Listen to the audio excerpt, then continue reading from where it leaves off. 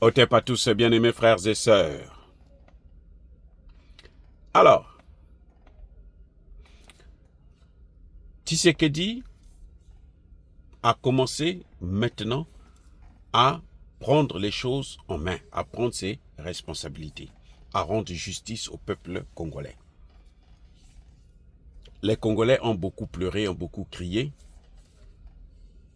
Tshisekedi maintenant a pris la Bible, il l'a mis sur la table, et puis il a pris la justice, il l'a mis dans ses mains. Actuellement, les généraux sont en train d'être arrêtés. Il y a déjà 2 gros poissons. Le chef d'état-major chargé de la logistique qui a été arrêté. C'est un général aussi, bien sûr. Un autre général, celui qui a été le chef de la garde présidentielle de Kabila, est aux arrêts aussi. Il y en a 2. Et la liste est grande. Et elle est en train d'avancer. Vous comprenez? Les généraux qui ont trahi, qui ont fait chuter Goma, qui ont fait chuter Bukavu, sont en train d'être arrêtés. Maintenant, on va vers la justice. Alors, qu'est-ce qui se passe? Vous savez, ce qu'il y a, c'est que, ce qui m'embête, vraiment, ça m'embête beaucoup, c'est que les propagandistes américano-congolais vous disent que c'est l'influence des États-Unis. J'ai l'impression que, en fait, c'est Donald Trump qui est en train de diriger maintenant le Congo. Ben, nous n'avons qu'à nous dire carrément que c'est Donald Trump qui gère le Congo maintenant. Mais là, il n'a pas encore investi. Il n'a pas encore envoyé un seul soldat. Il n'a pas encore envoyé de l'argent là-bas. On dit déjà que c'est lui qui fait tout. Mais quand il va envoyer l'argent, quand ils vont faire couler 500 millions qu'ils vont se partager, c'est sûr, qu'est-ce qu'ils diront? Non, je crois qu'il faut arrêter de faire croire aux gens, au monde entier, que les Congolais ne valent absolument rien, ce sont des idiots qui ne peuvent rien faire. Tout ce qui se fait actuellement de bon au Congo, on dit que c'est l'Amérique. Non, ce n'est pas l'Amérique. C'est le président Tshisekedi lui-même qui se réveille. C'est la justice militaire qui est en train de prendre ses responsabilités. Est-ce que Tshisekedi a changé certaines personnalités là-bas? Est-ce que ce sont elles-mêmes qui ont compris qu'on ne peut plus continuer à vendre notre pays parce que nous n'avons que ça comme terre? Je n'en sais rien. Toujours est-il que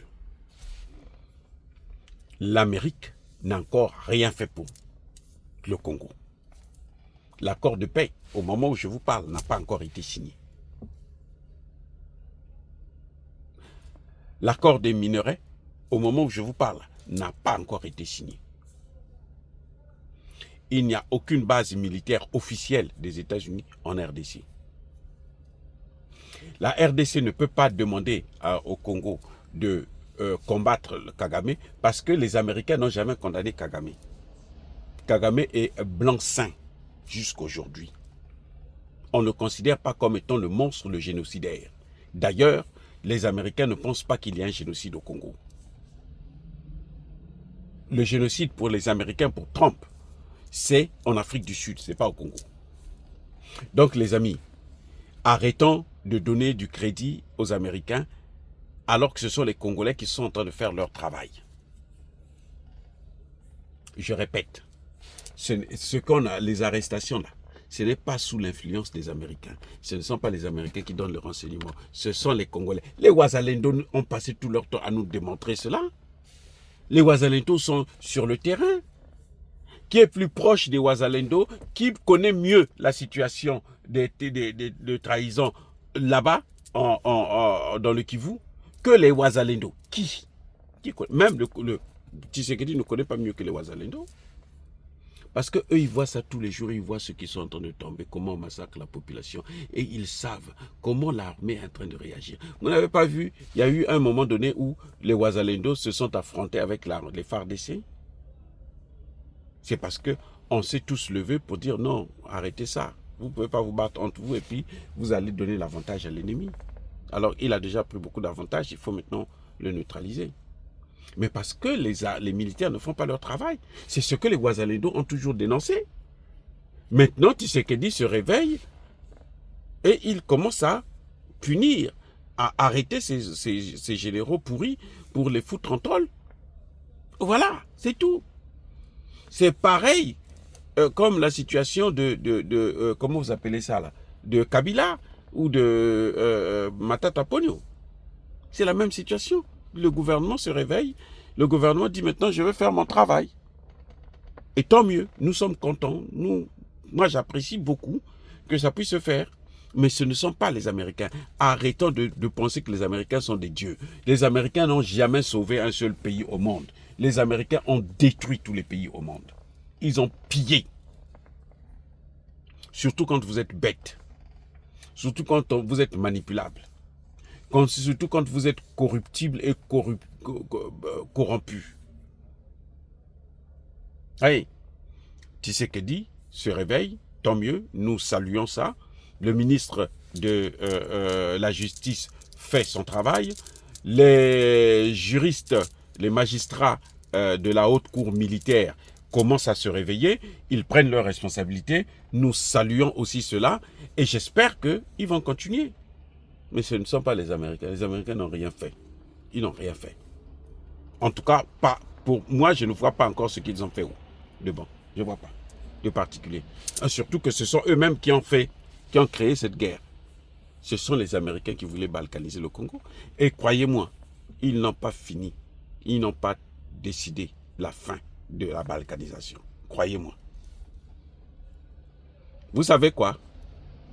En Ukraine et en Palestine, on parle déjà de Trump Tower. Trump Tower, ça veut dire l'immeuble de Trump. On en parle en Palestine, on en parle en Ukraine. Alors, j'espère qu'on ne parlera pas de Trump Tower en RDC. Mais bon, déjà, il y a des hommes comme le Bill Gates qui sont là-bas. Les gens sont contents, alors qu'on sait ce qu'il a fait. Hein? Des OGM, le plus grand agent publicitaire des OGM. Hein? C'est lui. Des vaccins, c'est lui. Donc, les amis, arrêtons de faire la publicité. Ça, c'est ce qu'on appelle maintenant la propagande. Ce n'est pas le journalisme, c'est de la propagande. Les Congolais sont résilients. Les Congolais sont en train de se réveiller. Les Congolais ont toujours été dirigés par des étrangers. Après Mobutu et Kabila, le père. Kabila qui a passé 18 ans là, il est rwandais. Les Congolais le découvrent maintenant. Les Congolais sont en train de comprendre que lorsque votre pays est dirigé par des étrangers, eh ben, ça ne vous entraîne pas la chance, ça vous entraîne la malchance. C'est ça qui est en train de réveiller les Congolais. Kagame a exagéré. Aujourd'hui, nous donnons des chiffres réels. Nous allons maintenant vers 19 millions, bientôt même 20 millions de morts. Mais les Congolais ont compris que ça suffit. L'humiliation, ils en ont assez. Alors, ce n'est personne d'autre, c'est l'œuvre des Congolais. Jusque-là, Tshisekedi n'est pas encore allé très loin parce que les Congolais ont demandé que la mission des Nations Unies s'en aille. Les Congolais ont demandé que Tshisekedi puisse acheter des armes en Russie. Ce sont des armes moins chères, ce sont des armes maniables facilement et ce sont des armes, les Russes viennent avec des experts qui vont former, comme ils le font au Mali, au Burkina et au Niger. Tshisekedi a choisi les Américains, nous acceptons ça.